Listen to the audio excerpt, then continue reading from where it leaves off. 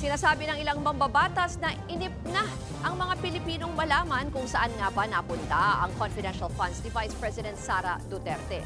Yan ay matapos lumabas sa survey ng social weather stations na karamihan sa mga Pilipino ay gustong paharapin na ang vice sa impeachment court.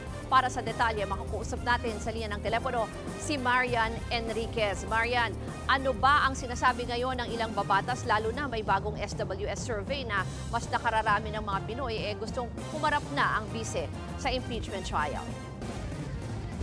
Yes, Ruth, para nga kay Akbayan Party List Representative Shel Jokno, matagal na raw hinihintay ng taong bayan na makita ang mga ebidensya ng House Prosecution Team laban kay Vice President Sara Duterte. Sabi niya pa, hindi na raw satisfied ang taong bayan sa naging pag-usad ng impeachment pati na rin ng mga taga Mindanao. Lumabas kasi sa pinakahuling survey ng social weather stations na higit 6 sa bawat 10 Pilipino ang naniniwalang dapat harapin ni VP Sara ang inihaing impeachment charges laban sa kanya.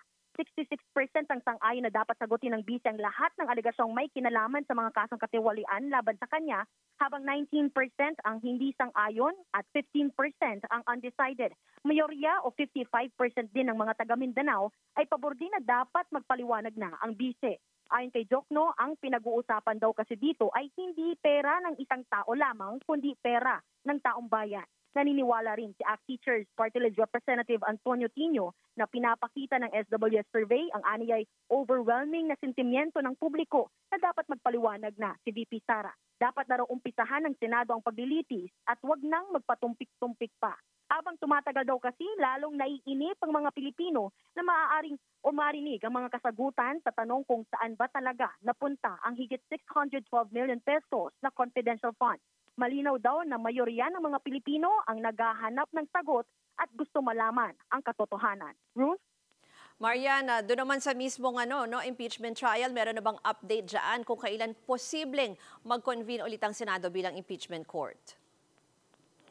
Ruth, ayon nga doon kay Senator Joel Villanueva, napag-usapan na raw yan ng ilang senador kasama mismo si Senate President Cheese Escudero. Ang sabi ni Villanueva, posibleng sa August 4, formal na mag-convene ang impeachment court. Pakinggan natin ang pahayag ni Senator Villanueva. Come August 4, we'll be able to convene the impeachment court.